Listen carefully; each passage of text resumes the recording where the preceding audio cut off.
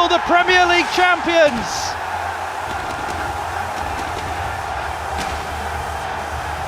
እግር ኳስ አንዳንዴ ፍጹም ጨካኝ ነው፣ አንዳንዴ ደግሞ ፍጹም ፍትሃዊ ነው። በአንድ ቅጽበት መላው ከተማ በታላቅ የድል አክሊል ደምቆ በደስታ ይፈነጥዛል። በሌላኛው ሰከንድ ግን በሰሜን ለንደን ሰማይ ስር ዝምታ እንደ ከባድ ዝናብ ይዘንባል። በዓለም ዙሪያ በሚሊዮኖች የሚቆጠሩ የአርሰናል ደጋፊዎች ልብ ውስጥ ከዳኛው የመጨረሻ ፊሽካ በላይ አንድ የሚናወጥ ጥያቄ ያስተጋባል። ሁሉንም ነገር አሳክተን ለምን በታሪካዊቷ ምሽት ይሆነ? አዎ አርሰናል የእንግሊዝ ፕሪሚየር ሊግ አዲሱ ሻምፒዮን ነው። ማንም ሊክደው የማይችለው ለሁለት አስርት ዓመታት በናፍቆት ሲጠበቅ የነበረው የእንግሊዝ ፕሪሚየር ሊግ ዘውድ በሰሜን ለንደን መድፈኞች እጅ ላይ አርፏል። ማንቸስተር ሲቲን፣ ሊቨርፑልንና ቼልሲን ተንበርክከው እንዲሄዱ ያደረገው ያ አስደናቂ የሊግ ጉዞ የአርሰናልን የበላይነት ለመላው ዓለም አረጋግጧል። ነገር ግን በቡዳፔስት በተደረገው በዚህ ታላቅ የሻምፒዮንስ ሊግ የፍጻሜ ምሽት ዋንጫውን አንስቶ የሄደው ፒኤስጂ ሊሆን ችሏል። የቻምፒየንስ ሊጉ የሜዳ ውጤት በታሪክ ማህደር ውስጥ ተመዝግቧል። ነገር ግን እግር ኳስ ከአንድ ምሽት በላይ ነው። ከ90 ደቂቃ ፍልሚያም ይልቃል። ከአንድ ልብ ሰባሪ ሽንፈት በላይ አንድ ትልቅ ትርጉም አለው። ምክንያቱም ይህ የሚኬል አርቴታ የአርሰናል ስብስብ በዚህ የውድድር ዘመን ፍጹም አስደናቂ ነገር አድርጓል። የእንግሊዝን እግር ኳስ እየገዙ የአውሮፓንም ታላላቅ ክለቦች ማስፈራራት የሚችል እውነተኛ ማንነት መልሰው አምጥተዋል። ለዓመታት የአርሰናል ደጋፊ ይሳለቅባቸዋል፣ ይፌዝባቸውና ይናቁም ነበር። የስፖርት ተንታኞች ስስ ናቸው፣ የአሸናፊነት ስለነበና የላቸውም፣ እስከ መጨረሻው መጓዝ አይችሉም እያሉ ይፈርጇቸው ነበር። እያንዳንዱ የውድድር ዘመን በሚያበሳጭ ውድቀት የሚደመደም ይመስል ነበር። የአርሰን ቬንገር ዘመን የነበረው ያ የክብርና የድል ታሪክ ከጊዜ ወደ ጊዜ እየራቀ የመጣ ትዝታ ብቻ ሆኖ ቀርቶ ነበር። ይሁንና ይህ የውድድር ዘመን ሁሉንም ነገር ቀይሮታል። ይህ ተራ የእግር ኳስ ዘመቻ አልነበረም። ይህ ዳግም የመወለድ ታሪክ ነው። ይህ ታሪክ ወደ ጦረኝነት ያደጉ የወጣት ተጫዋቾች ታሪክ ነው። ግዙፎቹን ያለ ፍርሃት የተጋፈጠ ስብስብ፣ ማንነቱን ዳግም ያገኘ ታላቅ ክለብ። ዓለም በአንድ ጀንበር ስኬት በፈለገችበት ወቅት በአርቆ አሳቢ ራዕይ ላይ የተመካ ስራ አስኪያጅና በጽናት ማመን ያልተወ ታላቅ ደጋፊ የታየበት አስደናቂ ጉዞ ነው። ምንም እንኳን የሻምፒየንስ ሊግ ፍጻሜው በቡዳፔስት ላይ በሀዘን ቢጠናቀቅም የአርሰናል የፕሪሚየር ሊግ ሻምፒዮንነትና የአውሮፓ አስደናቂ ጉዞ በዘመናዊ የእግር ኳስ ውስጥ እጅግ ቀስቃሽ ከሆኑ ታሪኮች መካከል አንዱ ሆኖ ለዘላለም ይኖራል። ምክንያቱም አንዳንዴ ታላላቅ ድሎች በሻምፒዮንስ ሊግ ዋንጫ ብቻ አይለኩም። አንዳንዴ ትልቁ ድል ዳግም መፈራት መጀመር ነው። ትልቁ ድል ዓለም በአንተ ላይ ዳግም እንድታመን ማድረግ ነው። አርሰናል ደግሞ ይህንን በሚገባ አድርጓል። ይህ የውድድር ዘመን ለምን ይህን ያህል ትልቅ ትርጉም እንዳለው ለመረዳት መጀመሪያ አርሰናል ከየት እንደተነሳ ማስታወስ ያስፈልጋል። ይህ ቡድን በአንድ ጀንበር የተገነባ አይደለም። እንደ አንዳንድ ዘመናዊ የእግር ኳስ ፕሮጀክቶች ገደብ በሌለው የገንዘብ ክምችት የተገነባም አይደለም። የአርሰናል መነሳት በትዕግስት፣ በስቃይ፣ በስህተቶች፣ በተቃውሞዎችና በማያቋርጥ መልሶ ግንባታ ሂደት ውስጥ ያለፈ ነው። ሚኬል አርቴታ መጀመሪያ የአርሰናል ስራ አስኪያጅ ሆኖ ሲሾም ብዙዎች ተጠራጥረውት ነበር። አንዳንዶቹማ በሹመቱ ላይም ተሳልቀዋል። ልምድ የለውም፣ ወጣት ነው፣ ከዚህ ቀደም ክለብ መርቶ አያውቅም ተባለ። ሆኖም አርሰናል በዓለም እግር ኳስ ውስጥ እጅግ ከባዱን የመልሶ ግንባታ ስራ ለእርሱ አስረከበ።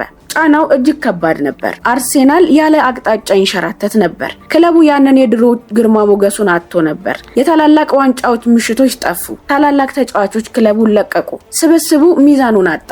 ባህሉ ተበላሸ። ሰዎች አርሰናል ምን ያህል ጥልቅ ገደል ውስጥ ወድቆ እንደነበረ በቀላሉ ይረሳሉ። ያንን ልብ ሰባሪ ሽንፈቶች፣ የተከላካይ ክፍሉን ቀውሶች፣ መረጋጋት ማጣቱንና የስሜት ውድቀቶችን ይረሳሉ። አርቴታ ሊሰናበት ይገባል። ሂደቱስ እውነተኛ ነው ወይ? አርሰናል ዳግም የአውሮፓ ታላላቅ ክለቦች ጋራ ሊፈካከር ይችላልን? የሚሉ ማለቂያ የሌላቸው ክርክሮች ነበሩ። ነገር ግን የውጭ ዓለም ሲጠራጠር አርቴታ ግንባታውን ቀጠለ።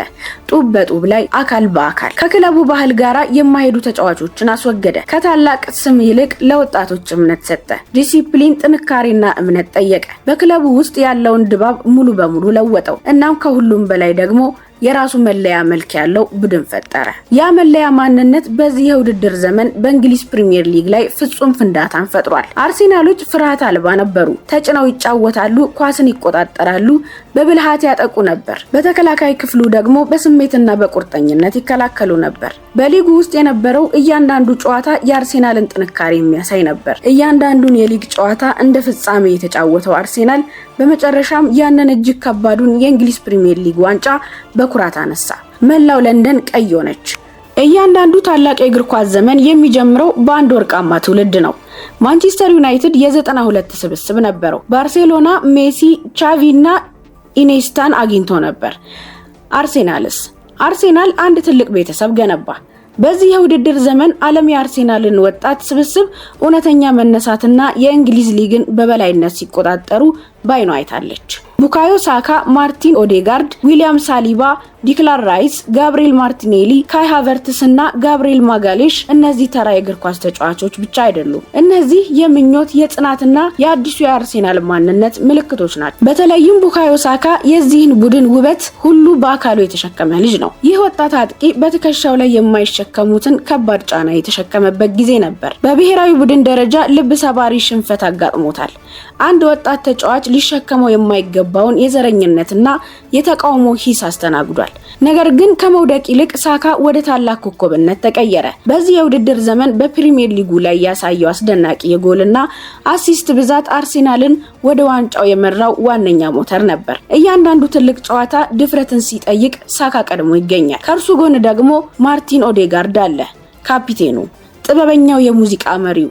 የፕሪሚየር ሊግ ዋንጫን ወደ ሰማይ ከፍ አድርጎ ሲያነሳ በኤምሬትስ ስታዲየም የነበረው የደጋፊዎች እንባና ጩኸት የታሪኩን ታላቅነት ያሳያል። ኦዴጋርድ ሲጫወት ማየት አንድ ታላቅ ሙዚቀኛ ኦርኬስትራን ሲመራ እንደማየት ነው። ከጀርባቸው ደግሞ የተከላካዩ ክፍል ግዙፍ ምሰሶዎች ቆመዋል። ዊሊያም ሳሊባ የአርሴናል የኋላ ክፍል በአውሮፓና በእንግሊዝ እጅግ ወደሚፈራው መከላከያ ተቀየረ። ዊሊያም ሳሊባ የአርሴናልን የኋለኛው ክፍል በአውሮፓና በእንግሊዝ እጅግ ወደሚፈራ መከላከያ ቀየረው። በሊጉ ውስጥ ጥቂት ጎሎችን ብቻ ያስተናገደው የአርሴናል የኋላ ክፍል የሳሊባና የጋብሪኤል ማጋሌሽ የማይበገር ጥምረት ውጤት ነበር። ዲክላን ራይስ ደግሞ የአማካይ ክፍሉን ወደ ሌላ ከፍታ አውጥቶታል። የእርሱ መምጣት አርሴናልን ሙሉ በሙሉ ለወጠው። በአንድ ጀንበር አርሴናል በቴክኒክ ብቻ ሳይሆን በአካል ብቃትም ኃያል ሆነ። ጨካኝና ስነ ልቦናው የጠነከረ ቡድን ሆነ። ራይስ መሪነትን፣ ጥንካሬንና መረጋጋትን ይዞ መጣ። ታላላቅ ክፍተቶችን ይሸፍናል፣ ተከላካዮችን ይጠብቃል፣ ወሳኝ ጎሎችንም ያስቆጥራል። ይህ ቡድን ካሁን በኋላ የተሰበሰቡ ተሰጥኦዎች ስብስብ አይደለም። እነርሱ አንድ ማሽን፣ አንድ የተባበረ ኃይል፣ የእንግሊዝ እውነተኛ ሻምፒዮናዎች ናቸው። የእንግሊዝ ፕሪሚየር ሊግን በበላይነት እየመራ የመጣው አርሴናል ወደ አውሮፓ መድረክ ሲመለስ በታላቅ ተስፋና ጫና ታጅቦ ነበር። ለዓመታት የመድፈኞቹ ደጋፊዎች ያ የሻምፒዮንስ ሊግ መዝሙር፣ የኤምሬትስ መብራቶችና የክብር ምሽቶች እንዲመለሱ ይመኙ ነበር።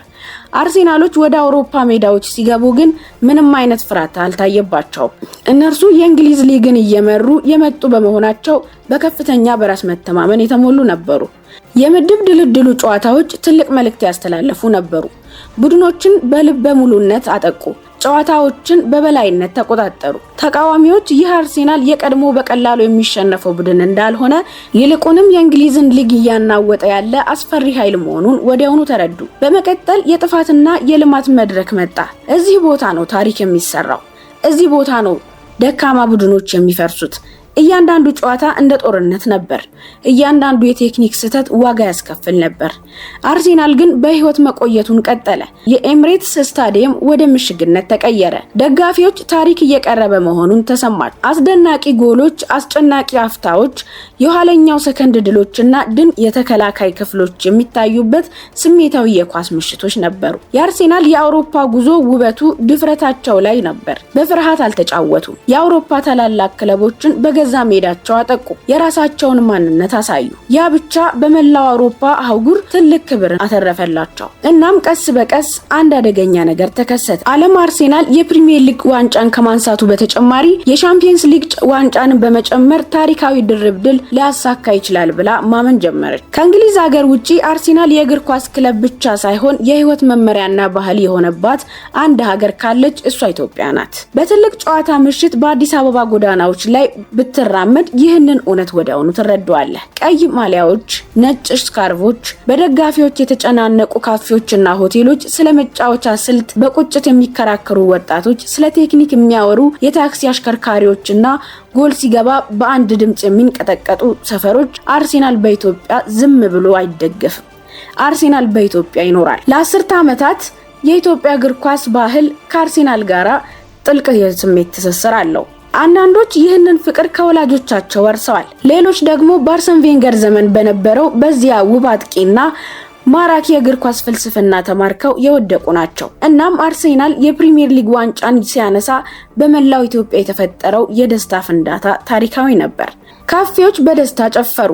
ሰዎች የእንግሊዝ ሊግ ሻምፒዮን መሆናቸውን በከፍተኛ ኩራት አከበሩ። ለዓመታት ከተቀናቃኝ ደጋፊዎች የሚሰነዘረውን ስላቅና ማሾፊያ ታግሰው የነበሩ የኢትዮጵያ መድፈኞች በመጨረሻም የሊጉ ነገስታት በመሆናቸው አንገታቸውን ቀና አደረጉ። ነገር ግን ትልቁ ህልም ገና አልተጠናቀቀም ነበር። የቻምፒየንስ ሊግ ፍጻሜ። አርሴናል አውሮፓ ላይ ታላላቅ ክለቦችን በበላይነት እየረታ ወደ ፍጻሜው ሲገሰግስ የኢትዮጵያ ደጋፊዎች የገዛ ቤተሰባቸው ታላቅ ስኬት እንዳስመዘገበ ያህል ነበር በትልቅ ጉጉት የጠበቁት። በአዲስ አበባ ያሉ ሬስቶራንቶችና ካፌዎች በቻምፒየንስ ሊግ ፍጻሜ ምሽት ከሚይዙት አቅም በላይ ተጨነቁ። እያንዳንዱ ተከላካይ ሲያልፍ፣ እያንዳንዱ የሳካ ሩጫ ሲጀምር የነበረው ምላሽ ሰዎች ከሰገነታቸው ላይ ጮሁ።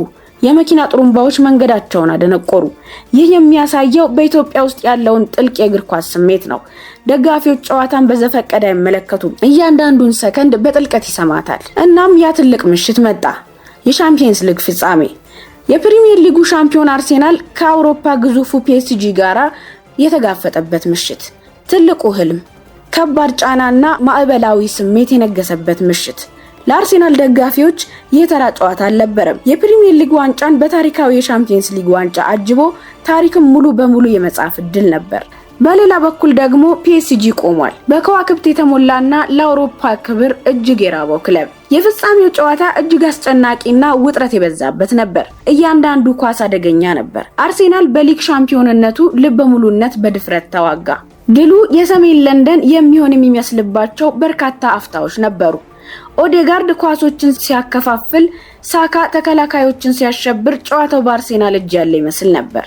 ነገር ግን እግር ኳስ አንዳንዴ ምህረት የለውም። ፒኤስጂዎች እድላቸውን አገኙ፣ ጥረታቸውንም አሳዩ። ቀስ በቀስም ያልብ ሰባሪ ሽንፈት መጣ። የዳኛው የመጨረሻ ፊሽካ ሲነፋ ህመሙን ሊሸከሙት የማይችሉት ነበር። የፕሪሚየር ሊግ ሻምፒዮኖቹ የአርሴናል ተጫዋቾች ሜዳው ላይ ተዘረሩ።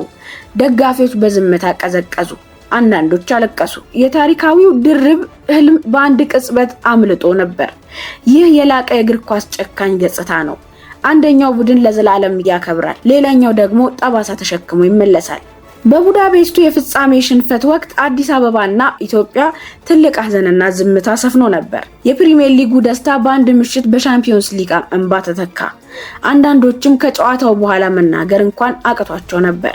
ነገር ግን ከሽንፈቱ በኋላ የሆነው ነገር አንድ ትልቅ እውነት አጋለጠ። የእግር ኳሱ ዓለም በአርሴናል ላይ አልተሳለቀም፣ ይልቁንም አከበራቸው። ምክንያቱም አርሴናል ፍጻሜ የደረሰው በእድል አይደለም፣ በብቃቱ እንጂ። የእንግሊዝ ፕሪሚየር ሊግን ያሸነፈው የአስፈሪ ማንነታቸው አውሮፓ ላይም በድፍረት ተወዳድሮ ነበር። ሽንፈት ቢኖርም ዳግም ተመልሰው እንደሚመጡ የሚያሳይ መልክ ነበራቸው። ፒኤስጂ የቻምፒየንስ ሊግ ዋንጫውን አንስቷል። አርሴናል የልብ ስብራት ደርሶበታል። ህመሙም ለረጅም ጊዜ እንደሚቆይ አያጠራጥርም። ነገር ግን ይህንን የውድድር ዘመን ሙሉ በሙሉ ስንመለከተው አርሴናል ያሳካው ነገር ፍጹም ታሪካዊ ነው። እነርሱ የእንግሊዝ ፕሪሚየር ሊግ ሻምፒዮናዎች ናቸው። ያ የፕሪሚየር ሊግ ዋንጫ ድል በትልቅ ታሪክ ውስጥ እንደ አንድ ወሳኝ ምዕራፍ ተደርጎ ሊወሰድ ይችላል።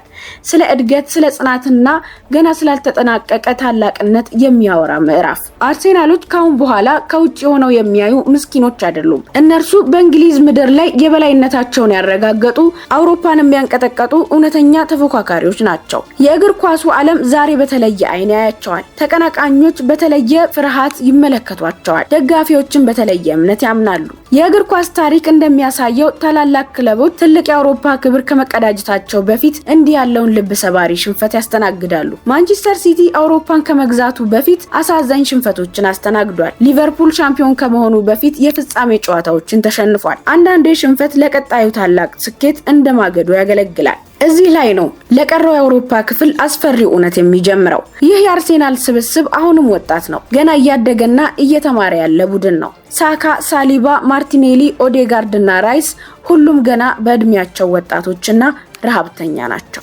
በእጃቸው ላይ የእንግሊዝ ፕሪሚየር ሊግ ወርቃማ ዋንጫ አለ። በልባቸው ውስጥ ደግሞ የቡዳፔስት ቁጭት አለ። ይህ ጥምረት አርሴናልን በቀጣዩ የውድድር ዘመን ይበልጥ ጨካኝና አስፈሪ ያደርገዋል። ዋንጫው የፒኤስጂ ሊሆን ችሏል። የወደፊቱ ግን የእንግሊዝ ሻምፒዮን በሚሆነው አርሴናል እጅ ነው። ስለዚህ ሰዎች ይህንን የውድድር ዘመን ሲያስታውሱ ትኩረታቸውን በቡዳፔስቱ ፍጻሜ ላይ ብቻ አያድርጉ። ያንን ታሪካዊ የእንግሊዝ ፕሪሚየር ሊግ የድል ጉዞ ያስታውሱ። ስሜቱን ያስታውሳሉ። ዋንጫውን ሲነሳ የነበረው እምነት ያስታውሱ። አርሴናል በሚሊዮኖች የሚቆጠሩ ሰዎችን ዳግም እንዲያልሙ ያደረገባቸውን አስደናቂ ምሽቶች ያስታውሱ። ምክንያቱም እግር ኳስ በአንድ ምሽት ዋንጫ ስለማንሳት ብቻ አይደለም። እግር ኳስ ስለ ጉዞውና ስለ ስሜቱ ጭምር እንጂ።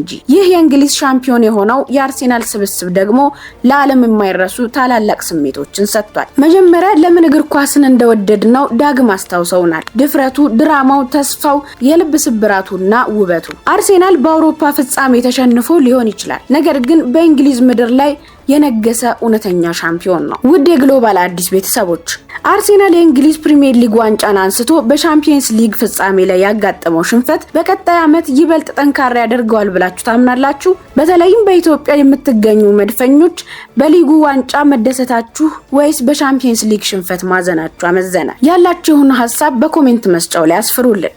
ቪዲዮ ከተመቻችሁ ላይክ እና ሼር ማድረግ አትርሱ። ለዛሬ ያዘጋጀንላችሁ የግሎባል አዲስ ትንታኔያችን ይህንን ይመስል ነበር። ስለተከታተላችሁን ምስጋናችን ከልብ ነው። ሰላም ለኢትዮጵያ። ቸር ሰንብቱልን።